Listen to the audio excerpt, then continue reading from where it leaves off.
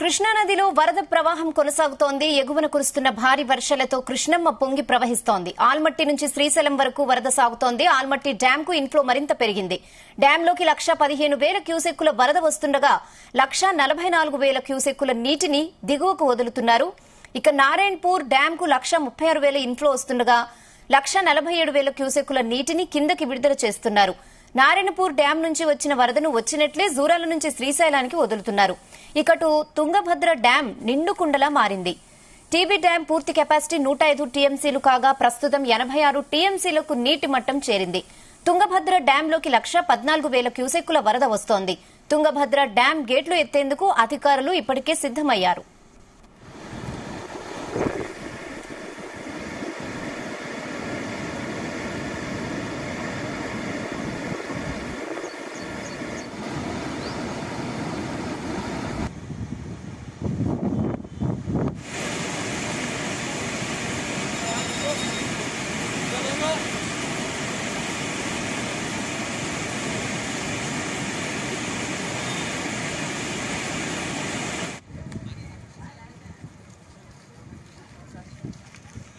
ఇదే విషయంపై మరిన్ని అప్డేట్స్ మా ప్రతినిధి సాయి ప్రసాద్ అందిస్తారు. సాయి ప్రసాద్.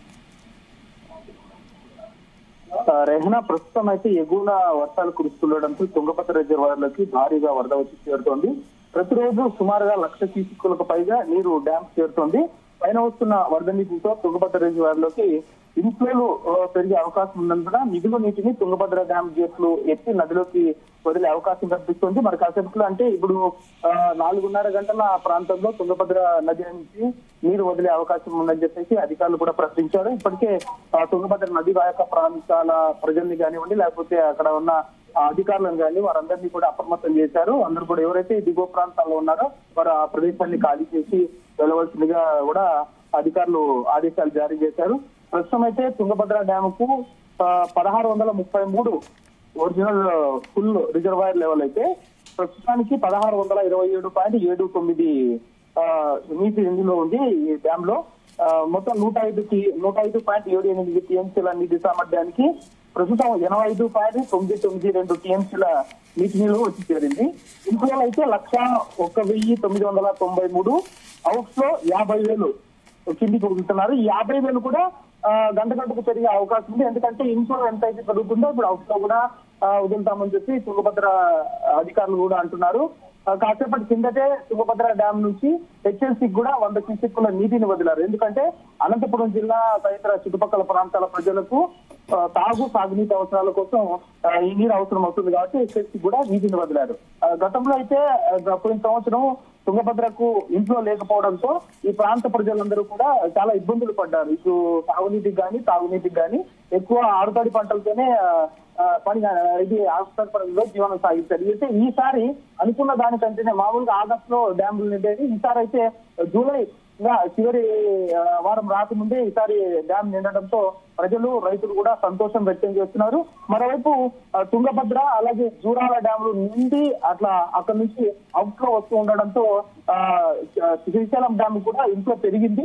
ప్రస్తుతం అయితే శ్రీశైలం డ్యామ్ నీటి మట్టం 885 పూర్తి సామర్థ్యానికి గాను మొత్తం 831.30 అడుగులకు చేరుకుంది. శ్రీశైలం డ్యాము 269.750 టీఎంసీలు గాను ప్రస్తుతం 50.8536 టీఎంసీల నీటిలో సామర్థ్యం ఇక్కడ అంటే శ్రీశైలం డ్యామ్ లో మనకు కనిపిస్తుంది. జూరాల నుంచి 1,24,704 క్యూసెక్కుల నీరు వస్తుంటే పవర్ హౌస్ జనరేషన్ ద్వారా 28,718 క్యూసెక్కులు కిందికి వదులుతున్నారు. మొత్తంగా చూసుకుంటే మనకు సరాసరిగా శ్రీశైలం డ్యామ్ కు 94,464 క్యూసెక్కుల ఇంట్లో వస్తున్నట్లు ఇక్కడ మనకు కనిపిస్తోంది. ఎందుకంటే ఎప్పుడు లేని విధంగా అంటే గతంలో పోయినసారి కానీ పోయిన సంవత్సరం కానీ ఈ 2 సంవత్సరాల్లోనూ కూడా ఈ టయానికి ఈ జలాశయాలు నిండలేదు. ఈసారి పశ్చిమ కనుమల్లోనూ అలాగే దక్షిణ ఉత్తర కర్ణాటక ప్రాంతాల్లో కురుస్తున్న భారీ వర్షాల నేపథ్యంలో ఆల్మట్టి డ్యాం నుండి ఆల్మట్టి డ్యాము, నారాయణపూర్ అలాగే జూరాల డ్యాం నుండి ఇప్పుడు తుంగభద్ర వైపు కృష్ణమ్మ పరుగులు తీస్తుంది. తుంగభద్ర అలాగే శ్రీశైలం డ్యాం వైపు కూడా నీటి ప్రవాహం పెరిగింది. మరి ఇప్పుడు ఈ రెండింటి నుంచి కూడా శ్రీశైలం డ్యాం ఇంట్లో పెరిగితే శ్రీశైలం డ్యాం కూడా ఈ నెలాఖరికల్లా నిండే అవకాశం కూడా మనకు కనిపిస్తోంది. రెహనా, ప్రస్తుతం అయితే ప్రజలు రైతులు సంతోషం వ్యక్తం చేస్తున్నారు ప్రస్తుత పరిస్థితి నుంచి. Okay Sai Prasad, thanks for the updates.